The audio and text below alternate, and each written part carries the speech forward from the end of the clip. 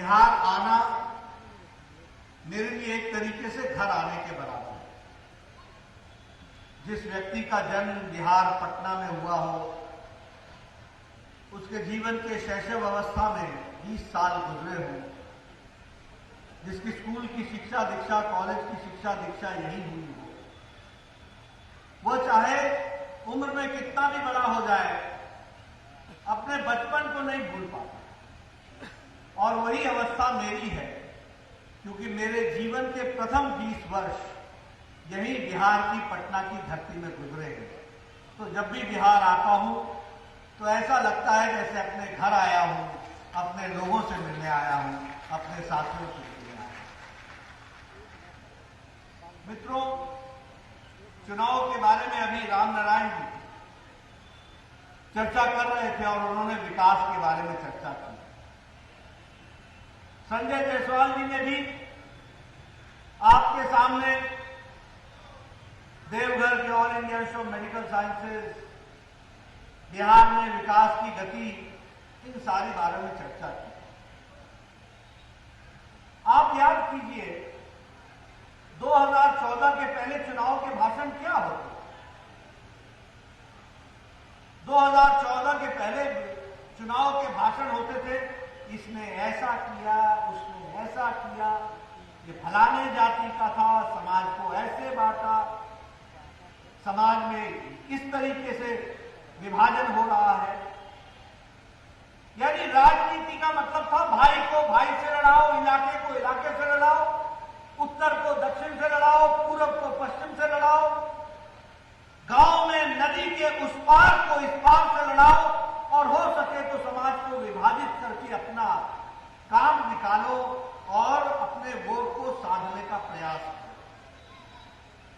लेकिन जब से नरेंद्र मोदी जी भारत की राजनीति के क्षितिज पर आए हैं, तब से राजनीति की संस्कृति बदल गई। अब राजनीति में जो भी राजनेता आता है वो इधर उधर की बात नहीं कर सकता है, उसको बताना पड़ता है कि उसने पिछले 5 साल में क्या काम किया है। अपना रिपोर्ट कार्ड लेकर के आता है और अपने रिपोर्ट कार्ड को रखने की ताकत रखता है। ये इस बात का सूचक है कि प्रधानमंत्री मोदी जी ने भारत की राजनीति की संस्कृति बदल दी। अब अगर आपको अजंता के बीच में जाना होगा तो आपको अपना रिपोर्ट कार्ड लेकर के जाना होगा।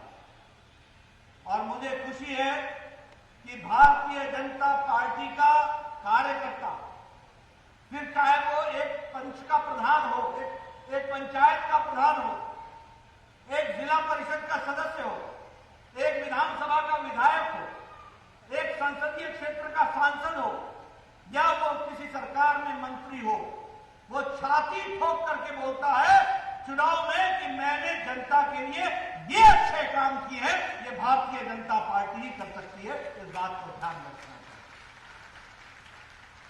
मित्रों, अभी राम नारायण जी ने आपके सामने बांका के क्षेत्र के विकास के काम बताए। इनसे नीतीश कुमार जी को एक शिकायत रहती है। नीतीश जी को शिकायत ये रहती है कि आप मंत्री बिहार के हैं पर आप मिलते बांका में। और राम नारायण जी की शिकायत रहती है कि हम काम बिहार का करेंगे लेकिन बांका को कभी भूलेंगे नहीं, वहीं पर हम जिएंगे, वहीं पर हम मरेंगे, उन्हीं के लिए हम काम करेंगे। ये अंतर है। आज मैं भी आपके सामने आया हूं, आपको याद दिलाना है 2015 में मोदी जी ने बिहार के लिए 1,25,000 करोड़ रुपए का पैकेज दिया था कि नहीं दिया था? दिया था 1,25,000 करोड़ रुपए का पैकेज। जब उस समय दिया था तो कहा था कि हमारे विरोधियों ने, लालू प्रसाद यादव ने कहा था ये चुनावी जुमला है। हमारे विरोधियों ने कहा था ये संभव नहीं होगा, 1,25,000 करोड़ रुपए का पैकेज कैसे देंगे। आज मैं आपको बताने आया हूं कि मोदी जी ने 1,25,000 करोड़ रुपए का पैकेज ही नहीं दिया है, इसके ऊपर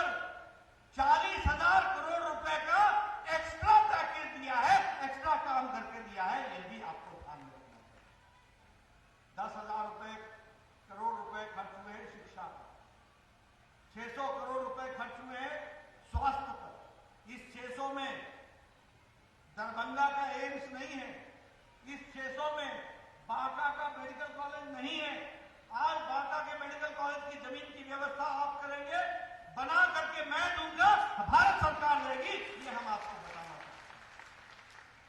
उसी तरीके से 54,000 करोड़ रुपए सड़कों पर, ये जो 4 लेन 3 लेन 6 लेन की आप बात करते हैं, 54,000 करोड़ रुपए खर्च हुआ। बिजली, हमारे ब्रिजेस पर 14,000 करोड़ रुपए खर्च हुआ। एयरपोर्ट पर 2,700 करोड़ रुपए खर्च हुआ। और इन सब के ऊपर 40,000 करोड़ रुपए अलग से पैकेज के लिए दिया गया है। मैं संजय जी से निवेदन करूंगा कि आप बिहार के एक एक जनता को पाई पाई का हिसाब पूरा का पूरा वो लिखा करके पैम्फलेट निकाल करके जनता तक पहुंचा दीजिए कि ये मोदी जी का वायदा था। 1,25,000 करोड़ पर 40,000 करोड़ रुपए एक्स्ट्रा बिहार को दिया गया है। ये बात मैं आपके सामने कहना चाहता हूं। मित्रों, कोविड आया, कोविड के दौरान सारी दुनिया हिल गई। ये ऐसा संक्रमण था, न भूतों न भविष्य थी, किसी को मालूम नहीं था इससे कैसे लड़ा जाए। आप याद कीजिए, मार्च का महीना, अमेरिका में बहस चल रही थी, लॉकडाउन लगाए या अर्थव्यवस्था संभाले। आप याद कीजिए, सारा यूरोप, जहां की स्वास्थ्य की सेवाएं हमसे ज्यादा बेहतर है, बिहार भारत से ज्यादा बेहतर थी, उनकी स्वास्थ्य सेवाएं चरमरा गई। स्पेन को याद करो, इटली को याद करो, जर्मनी को याद करो, यूरोप के देशों को याद करो, सबके स्वास्थ्य व्यवस्थाएं कोरोना के सामने चरमरा गई। उनके हॉस्पिटल में मरीजों को रखने की व्यवस्था नहीं थी। ऐसे में हिम्मत के साथ और अपनी बुद्धिमत्ता का प्रदर्शन करते हुए नरेंद्र मोदी जी ने बोल्ड डिसीजन लिया और लॉकडाउन लगाया, समय पर लगाया, 130 करोड़ की जनता को बचा दिया। इस बात को ध्यान में रखना चाहिए, ये मैं आपके सामने बताना चाहता हूं। कैसे बचाया? जब लॉकडाउन लगाया था तो हमारे पास कोरोना को टेस्ट करने के लिए सिर्फ एक लेबोरेटरी थी पुणे में, जिसको नेशनल इंस्टीट्यूट ऑफ वायरोलॉजी कहते हैं, सिर्फ एक।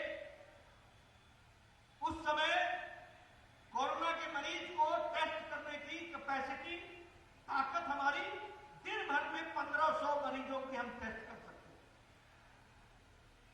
लॉकडाउन लगाने के बाद हमारी टेस्टिंग फैसिलिटी एक लैब से बढ़कर के 1600 लैब तक हो गई।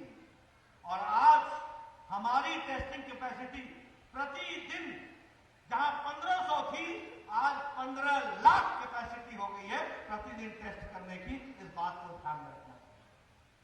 उस समय कोरोना डबल जो हो रहा था, वो हर एक सप्ताह के अंदर कोरोना का केस डबल हो रहा था। आज 70 दिन में हमारे केस डबल हो रहे। उस समय हमारे पास एक भी कोविड का डेडिकेटेड हॉस्पिटल नहीं था। आज हमारे पास 4 लाख से 12 लाख से ज्यादा बेड है और 1600 कोविड के डेडिकेटेड हॉस्पिटल। उस समय हमारे पास एक भी वेंटिलेटर बनाने की, मशीन बनाने की भारत में व्यवस्था नहीं। आज मोदी जी के उससे, उनके प्रोत्साहन से भारत में भारतीय उद्योगियों के द्वारा, उद्योगपतियों के द्वारा आज 3.5 लाख 3 लाख वेंटिलेटर बन करके तैयार हैं और जो जनता को समर्पित है। और अब हम वेंटिलेटर एक्सपोर्ट करने लगे हैं, दूसरे देशों को भेजने लगे हैं। यह परिस्थिति आगे यही नहीं, आप याद करो, personal protection equipment, PPE kit जो हमारे डॉक्टर पहनते हैं, जब मरीजों को मिलने जाते हैं तो वो पहन करके जाते हैं। एक भी किट भारत में नहीं बनती। लेकिन मोदी जी ने हमारे लोगों को प्रोत्साहित किया।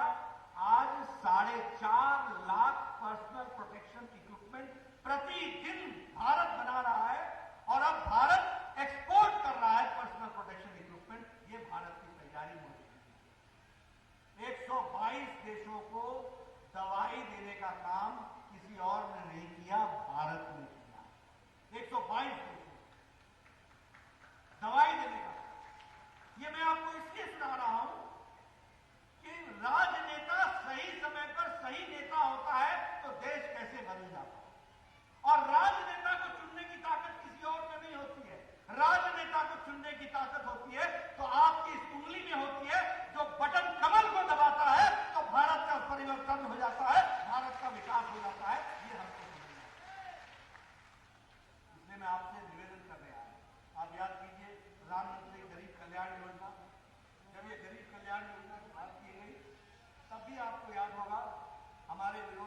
रोजगार बनाने का प्रयास किया, लेकिन आज भारत की 80 करोड़ की जनता को 5 किलो चावल या 5 किलो गेहूं, 1 किलो दाल, हर व्यक्ति को 80 करोड़ की जनता को दिवाली और छठ तक दिलाने का इंतजाम किया है तो नरेंद्र मोदी जी ने किया है। ये ध्यान में रखना।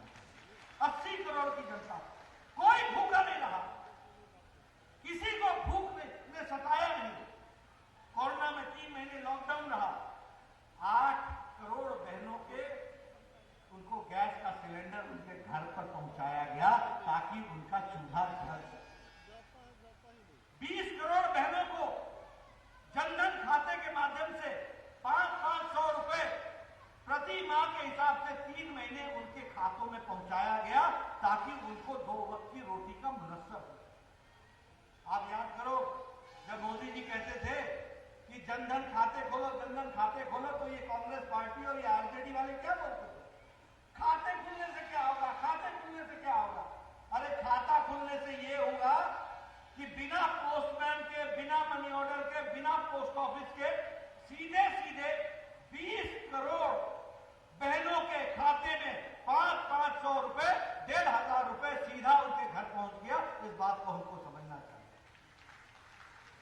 यही नहीं, हमारे दिव्यांग भाई, हमारे विधवा बहनें, हमारे वृद्ध जन, इनको भी 1,000 रुपए उनके यहां पहुंचाने की व्यवस्था की गई। इसको भी हमको ध्यान में रखना है। और यहां मैं कहना चाहूंगा, मैं धन्यवाद देता हूं नीतीश कुमार जी को, जिसने 1,41,00,000 राशन होल्डर के घर में भी 1,000 रुपए सीधा डीबीटी करके उनके घर में पहुंचाने का काम किया। तो बिहार की सरकार ने किया है, यह भी हमको ध्यान में रखना है। ये 1,141 करोड़ रुपए ये गरीब लोगों के घरों में पहुंचाना और राशन होल्डर के घरों में पहुंचाना, ये छोटी घटना नहीं है। ये बदलता बिहार है, ये बदलता देश है, ये बदलती परिस्थितियां हैं। इसको हमको समझना चाहिए। कभी आपने सुना था हमारे स्वर्गीय राजीव गांधी कहते थे, मैं 1 रुपया भेजता हूं तो 15 पैसे पहुंचते हैं। बोलते थे कि नहीं बोलते थे? बोलते थे कि नहीं कि 1 रुपया भेजता हूं तो 15 पैसा पहुंचता है, बाकी बीच में खर्च हो जाता है। प्रधानमंत्री मोदी जी ने इसी के दौरान तो हमारे किसानों के लिए प्रधानमंत्री किसान सम्मान निधि के तहत 8,56,00,000 लोगों को और अभी 12 करोड़ किसानों को देना है। 3 किस्तें देनी है। पहली किस्त अप्रैल महीने में 2-2 हजार रुपए उनके खाते में पहुंचा दिया, दूसरी किस्त तैयार है और तीसरी किस्त छठ के बाद पहुंच जाएगी। यह है प्रधानमंत्री किसान सम्मान निधि। इसको भी हमको समझना चाहिए। इसलिए मित्रों, सजग समाज वही होता है जो सजग नेता को पहचाने। सजग समाज वही होता है जो सजग नेता को शाबाशी दे। सजग समाज वही होता है जो अपना हित जानता है और सजग समाज वही होता है जो अपने अहित से बचने के लिए तैयार है। मैंने ये सारी बातें आपके सामने इसलिए बताई। अब ये कोविड आया, प्रधानमंत्री मोदी जी ने आपदा को अवसर में बदल दिया। आत्मनिर्भर पैकेज, इस आत्मनिर्भर पैकेज के तहत 20 लाख करोड़ रुपए खर्च होने वाले हैं। छोटे उद्योगों को 3 लाख करोड़ रुपए का लाभ मिलने वाला है। छोटे उद्योगों को, हमारे किसान भाइयों को 1 लाख करोड़ रुपए का फायदा होने वाला है। क्या फायदा होगा? तुम अपने गांव में कोल्ड स्टोरेज बनाओ, तुम अपने गांव में अनाज को रखने के लिए स्टोरेज बनाओ, तुम अपने गांव की मंडी तक की सड़क ठीक करो, आप अपने वैल्यू का एडिशन करो। अगर मक्का पैदा करते हो तो उसका वैल्यू एडिशन कैसे हो सकता है? अगर धान पैदा कर सकते हो तो उसका वैल्यू एडिशन कैसे हो सकता है? आप यहां पर राइस मिल्स को कैसे आगे बढ़ावा दे सकते हो? और मैं जब भागलपुर बांका की बात करता हूं, देखो मैंने ये उतारा नहीं, ये भागलपुरी सिल्क, ये दुनिया की ब्रांडिंग बनेगा। वोकल फॉर लोकल, ये दुनिया की ब्रांडिंग बन सकता है। ये ताकत है, युवाओं को ताकत दे सकता है। क्या नहीं है बिहार के साथ? भागलपुरी सिल्क का कितना महत्व है, इसको हमको समझना चाहिए।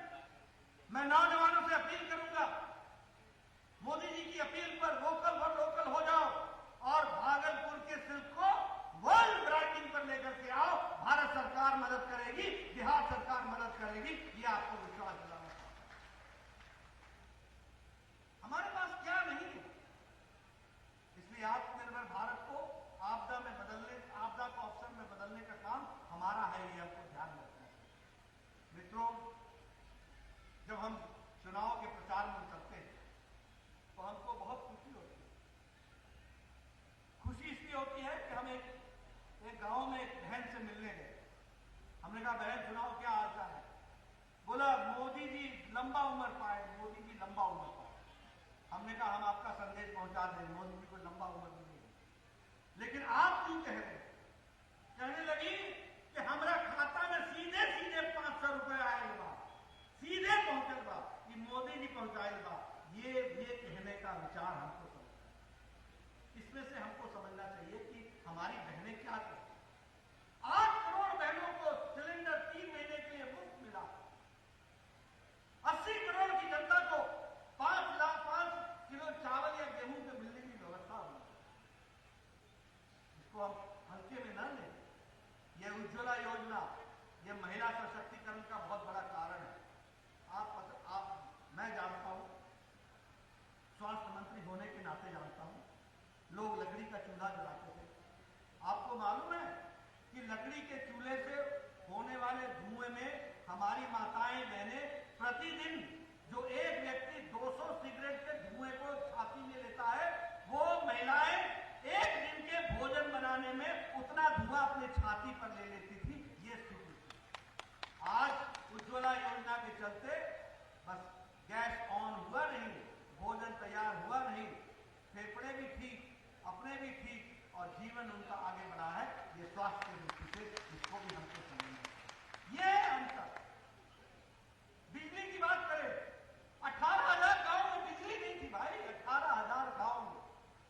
बिहार में भी लगभग 1,500 गांव ऐसे थे जो बिजली के बगैर थे। क्या जीवन होगा उनका? सूर्यास्त हुआ नहीं, लालटेन जलाओ, झुगरी जलाओ।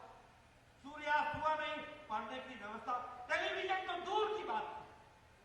मित्रों, किसी के घर में बिजली आती है ना, तो सिर्फ बिजली नहीं आती है, विकास की शुरुआत होती है। इसको हमको समझना चाहिए। आज मोदी जी ने 18,000 गांवों में बिजली पहुंचाई है और 22 करोड़ लोगों के घर में मुफ्त बिजली पहुंचाई है, तार के साथ, मीटर के साथ, घर में बल्ब लगा करके पहुंचाई है। ये हमको ध्यान में रखना चाहिए। ये छोटी घटना नहीं। मैं नहीं जानता कि आप लोगों का गांव से कितना संबंध रहा है या कैसा रहा है, लेकिन मैं ये जानता हूं गांव की दृष्टि से। हमारे गांव में जब हम कहते थे एक्सीएन साहब को या जेई साहब को कि भैया फलाने के गांव में बिजली लगा दो, तो हमको एक्सीएन साहब बोलते थे, भेज दीजिएगा आदमी। जब आदमी जाता था जिसके घर में बिजली लगती थी, तो उससे जूनियर इंजीनियर पूछता था, तार है तेरे पास? तार मतलब खंबे से लेकर घर तक पहुंचाने का तार है तेरे पास? तो आदमी कहता था, हाँ, हम तार की व्यवस्था कर लेंगे। तो अगला प्रश्न पूछता था, गांव में लोगों को लेके आ और खंबा उठा कर ले जा। यानी खंबा भी हम नहीं ले जाएंगे, तुम उठाओ और तुम उसको ले जाने की व्यवस्था करो। होता था कि नहीं होता था? होता था कि नहीं? अब क्या है, प्रधानमंत्री जी ने सौभाग्य योजना में कहा कि हम गांव में घरों तक बिजली मुफ्त पहुंचाएंगे। आज अगर एप्लीकेशन लगाओगे तो कल या परसों की रात तक खंबा भी आएगा, तार भी आएगी और बिजली भी लगेगी। 22 करोड़ जनता को बिजली लगाई गई है। ये हमको समझना है। अगर हम बात करें स्वच्छ भारत की, स्वच्छ भारत मिशन, मित्रों, आप सब लोग राजनीतिक कार्यकर्ता, इसलिए आपसे मैं चर्चा कर रहा हूं। 60 के दशक में डॉक्टर राम मनोहर लोहिया ने लोकसभा में भाषण देते हुए कहा था कि मुझे दुख होता है कि हमारी बहनें शाम का इंतजार करती हैं, सुबह होने से पहले अपने दैनिक क्रम से निवृत्त होने के लिए सड़कों पर आती हैं। गांव में उनको जाने में मुश्किल होती है अपने दैनंदिन जीवन से निवृत्त होने के लिए। ये राम मनोहर लोहिया ने 60 के दशक में कहा। और मोदी जी ने 2014 में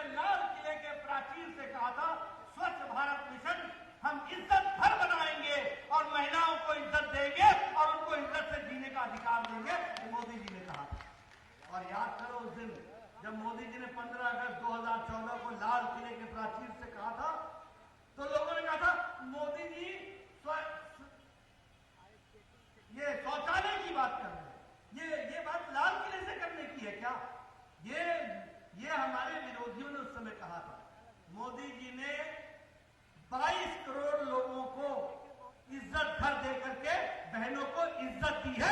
ये बात हमको समझनी चाहिए। ये स्वच्छ भारत मिशन का हमको ध्यान में रखना चाहिए। और उसका उनको यूएनओ ने इसको पुरस्कृत भी किया, मोदी जी को भी पुरस्कृत किया। यह भी हमको ध्यान में रखना चाहिए। प्रधानमंत्री किसान सम्मान निधि कभी सोचा था? पहली बात तो ये कि कभी हमने सोचा था कि स्वामीनाथन कमीशन लागू होगा। स्वामीनाथन कमीशन लागू हुआ, लागत का 1.5 गुना एमएसपी बनेगा। ये काम किसी ने किया तो मोदी जी ने किया है। किसान नेता कोई और बनते रहे, किसानों का हित किया तो मोदी जी ने किया। ये भी हमको ध्यान रखना है। यही नहीं, प्रधानमंत्री किसान सम्मान निधि 2000 साल के 6000 उनके खाते में डालना, ये छोटी घटना है? बोलो, ये छोटी घटना है क्या? ये छोटी घटना है क्या? 12 करोड़ किसानों के खाते में 6-6 हजार रुपए डालना, ये कितनी बड़ी घटना है, इसको भी हमको ध्यान रखना। मित्रों, मैं स्वास्थ्य मंत्री रहा, मुझे बहुत खुशी है कि मैं एक बहुत बड़े मानवता के काम को मोदी जी के कारण उसको हम अंजाम दे सके। ये भारत बदल गया है। आज भारत में 1.25 अरब की जनसंख्या में 55 करोड़ लोगों को, और ये 55 करोड़ लोग वो हैं जो गरीब हैं, जो वंचित हैं, जो पीड़ित हैं। रिक्शा वाला, फेरी वाला, रेड़ी वाला, कूड़ेदान से जो कूड़ा इकट्ठा करता है वो, जो गटर में घुस करके गटर की सफाई करता है वो, जो आपके घर में काम करने वाले लोग हैं वो, ऐसे लोगों को गंभीर बीमारियों से बचाने के लिए सालाना 5 लाख रुपए का हेल्थ का कवर देने का काम मोदी जी ने किया है आयुष्मान भारत के तहत। ये हमको ध्यान में रखना चाहिए। मैं स्वास्थ्य मंत्री था, वर्ल्ड हेल्थ असेंबली में गया। ये वर्ल्ड हेल्थ असेंबली होती है, दुनिया के सारे हेल्थ मिनिस्टर इकट्ठे होते हैं। भारत का स्थान पीछे था क्योंकि आई ABCD से चलता है, तो आई इंडिया आते आते पीछे हो जाता है। तो वर्ल्ड हेल्थ असेंबली के डॉक्टर टेड्रोस, जो उसके डायरेक्टर जनरल हैं, उन्होंने अंग्रेजी में कहा, where is mister Nadda, where is India, come forward. कहां है नड्डा, कहां है इंडिया, आगे आओ एंड टेल दी वर्ल्ड, दुनिया को बताओ what Modi has done in Ayushman Bharat for India. ये दुनिया को बताओ। ये उन्होंने उस समय कहा, आगे आओ और भारत को बताओ, दुनिया को बताओ कि भारत ने, आयुष्मान भारत ने क्या किया, ताकि दुनिया भी उसको फॉलो करे। आज अमेरिका में चुनाव हो रहा है, बिडेन को देखो या बात सुनो, आप बिडेन की सुनो या आप ट्रंप की सुनो, दोनों हेल्थ कवर के बारे में बात कर रहे हैं। लेकिन यहां मोदी जी ने सारे अमेरिका की जनसंख्या को जोड़ लो, मैक्सिको की जनसंख्या को जोड़ लो और कनाडा की जनसंख्या को जोड़ लो, ये तीनों देश की जितनी जनसंख्या बनती है उतना 55 करोड़ हमारा आयुष्मान भारत बनता है। और आयुष्मान भारत के तहत हम हेल्थ कवर दे रहे हैं। ये हमको समझना है। मित्रों, आपने 2019 में अपनी उंगली से कमल के निशान को दबा करके बताइए, आपने भारतीय जनता पार्टी और जनता दल यूनाइटेड के लोगों को भेजा था कि नहीं भेजा था? भेजा था कि नहीं भेजा था? आपने उनको मई महीने में भेजा और मोदी जी ने अगस्त महीने में कि आपकी द्वारा दबाई हुई उंगली से, बटन से दबा हुआ, सांसदों के माध्यम से, 303 सांसद के माध्यम से धारा 370 को पार्लियामेंट में उंगली से अपना बटन दबा करके धाराशाही कर दिया। यह भी हमको ध्यान में रखना चाहिए। हम सब लोग नारा लगाते थे, एक देश में 2 निशान, 2 विधान, 2 संविधान नहीं चले। हम कहते थे, श्यामा प्रसाद मुखर्जी, जहां हुए बलिदान मुखर्जी, वो कश्मीर हमारा है, वो कश्मीर है, सारे का सारा हमारा है। ये हम नारे लगाते। लेकिन मोदी जी की इच्छा शक्ति ने और भारत के गृह मंत्री अमित शाह जी के सूत्रधार और रणनीति ने धारा 370 समाप्त कर दी। आज धारा 370 से हम लोग, ये राम जन्मभूमि, सदियों से हमारी इच्छा थी कि वहां भव्य राम मंदिर बने, हमारी सबकी इच्छा थी। लेकिन पार्टी का काम था लटकाना, भटकाना, अटकाना, काम को नहीं होने देना।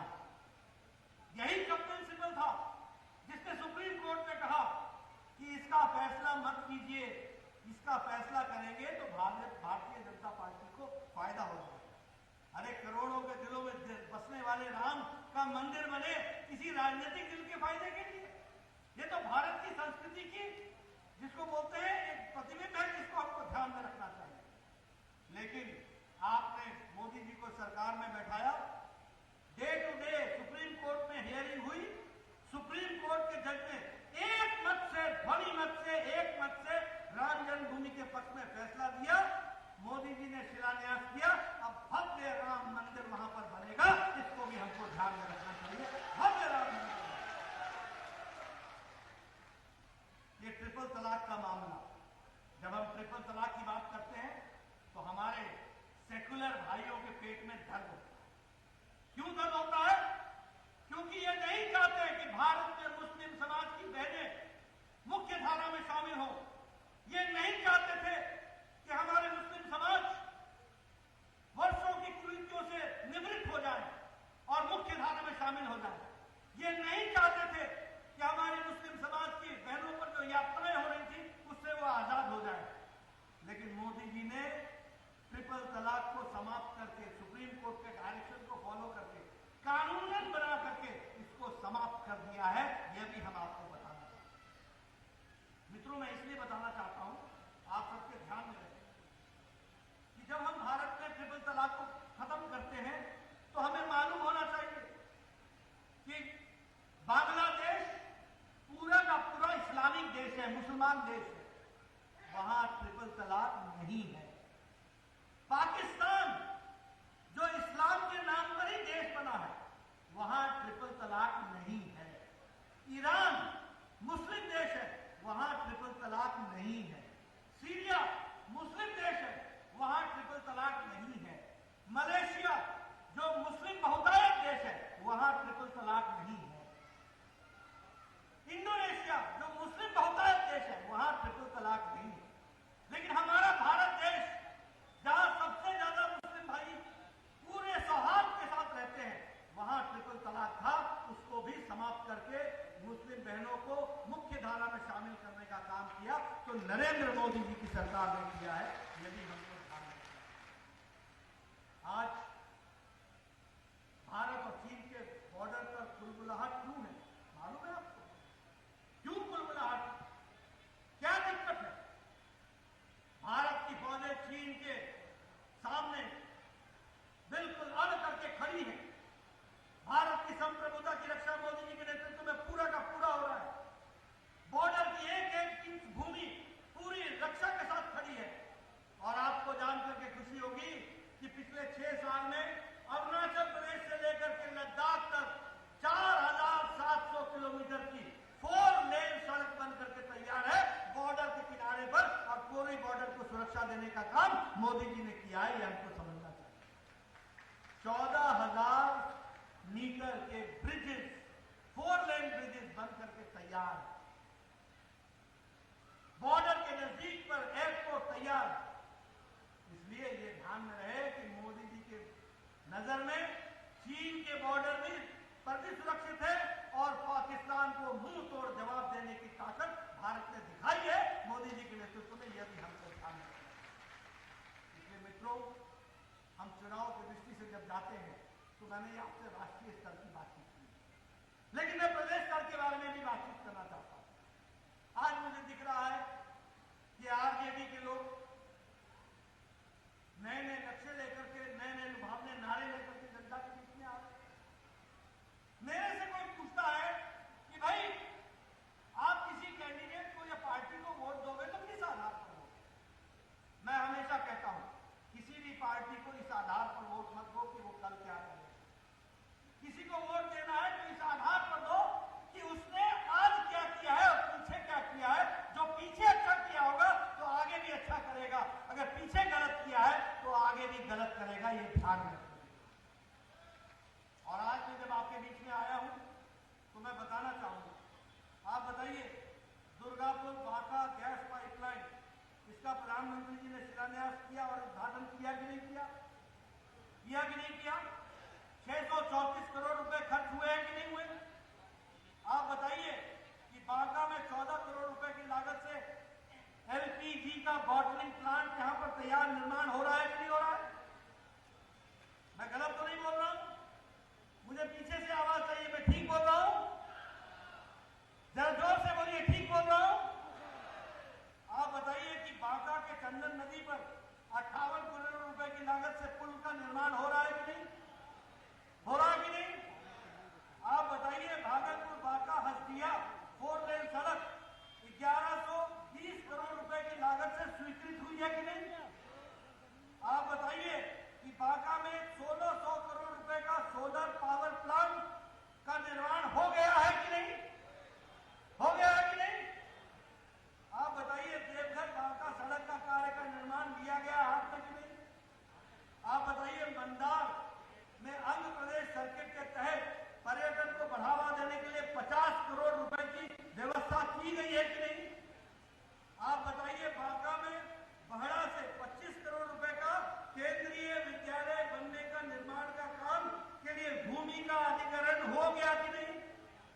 आप बताइए कि यहां पर मेडिकल कॉलेज के लिए भूमि का अधिग्रहण हो गया कि नहीं? और हमने उसके लिए पैसा स्वीकृत कर दिया कि नहीं? मित्रों, छाती ठोक करके बोलता हूं, आजाद भारत में बिहार में 1 मेडिकल कॉलेज था, बाद में 3 प्राइवेट मेडिकल कॉलेज खुले, और मोदी जी के राज में जब मैं स्वास्थ्य मंत्री बना तो बिहार को मैंने 11 मेडिकल कॉलेज दिए हैं। ये हमारी ताकत है, जिसमें हम यहां पर भी आपको मेडिकल कॉलेज मिला। ये सारी बातें आपके सामने इसलिए बोल रहा हूं कि जो लोग जुमले पढ़ते हैं वो जुमले ही पढ़ते हैं, नई तस्वीरें खींचते हैं। आज आरजेडी से मैं पूछना चाहता हूं और आरजेडी के लोगों से पूछना चाहता हूं, क्या तुम बताओगे आज जो तुम जिसको हम जंगल राज उस समय कहा करते थे, आज जंगल राज से निकल करके हम बाहर आ गए, आज कानून का राज हो गया, ये बात हम भूल सकते हैं क्या? क्या आप भूल सकते हैं कि आज का बिहार का डीजीपी, इसको शहाबुद्दीन ने गोली मारी थी, और शहाबुद्दीन तब तक निरंकुश घूमता रहा जब तक लालू प्रसाद यादव बिहार के मुख्यमंत्री रहे। वो जेल के पीछे तब गया जब नीतीश कुमार यहां के मुख्यमंत्री बने। इस बात को समझना चाहिए। क्या आप भूल सकते हैं कि गोपालगंज का डीएम कृष्णैया दलित डीएम, दलित था, उसको गोपालगंज से पटना आ रहा था, गाड़ी से निकाल करके उसको मार दिया गया, उसकी जीवन लीला समाप्त कर दी गई। 1985 बैच का आईएएस ऑफिसर था, और लोगों ने कहा ऐसी घटनाएं तो होती रहती हैं। ये कौन सा युग था? ये कौन सा जंगल राज था?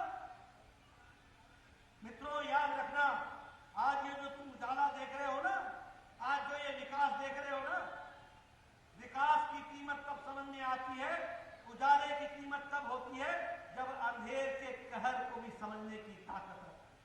अंधेरा क्या होता है इसको भी समझो। और मुझसे ज्यादा बिहार, मैं ये नहीं कहता कि आप नहीं जानते हो, लेकिन थोड़ा बहुत मैं भी जानता हूं। मुझे भी मालूम है कि मैं कॉलेज के दिनों में डाकबंगला चौराहा पर रात को 10 बजे पान खाने के लिए लोग आया करते थे, चाय पीने के लिए आया करते थे। मुझे याद है रमना रोड के चौक पर आकर के हम कॉफी पीने के लिए वहां जाया करते थे। रात को बच्चे पढ़ने के लिए आते थे, और रात को नींद आती थी तो हॉस्टल से निकल करके हम सब लोग रमना रोड में चाय पीते थे। लेकिन एक जमाना ऐसा आया कि शाम के 6 बजे भी डाक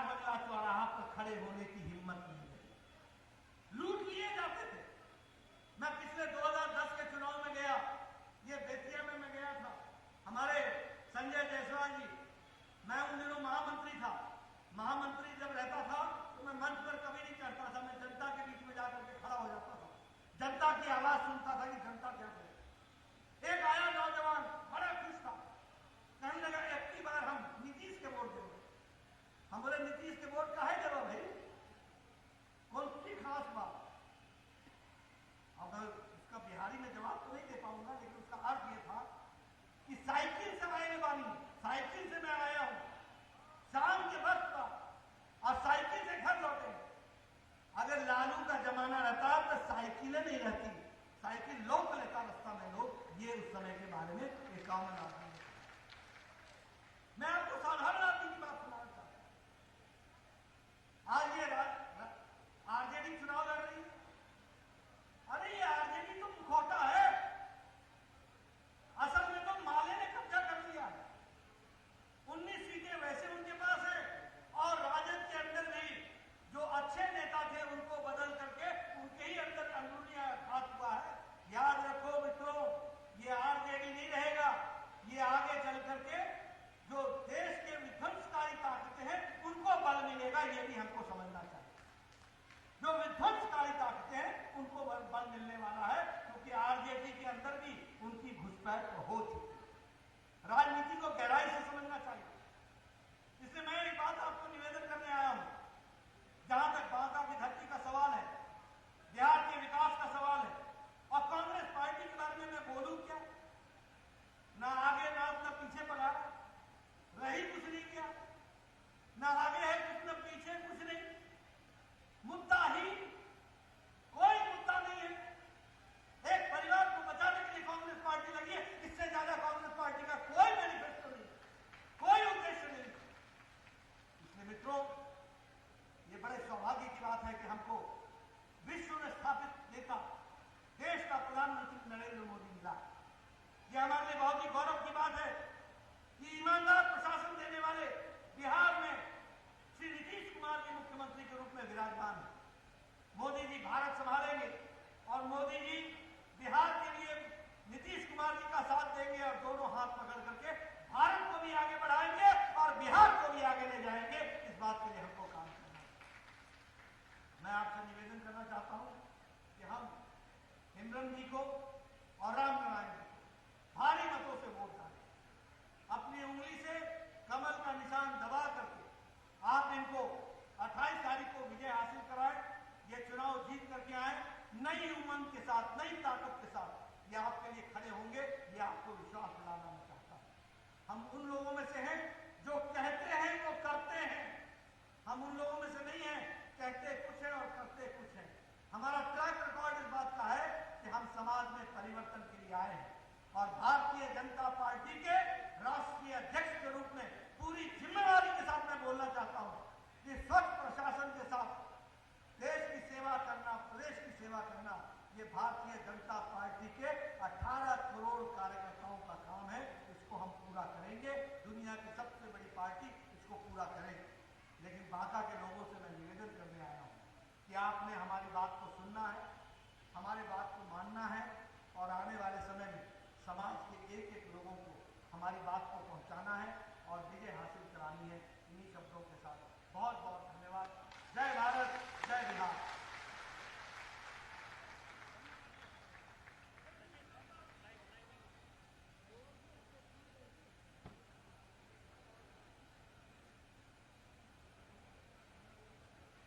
हेलो, एक बार जोरदार नारा लगाए। जेपी नड्डा जिंदाबाद, जेपी नड्डा जिंदाबाद, भारत माता की वंदे।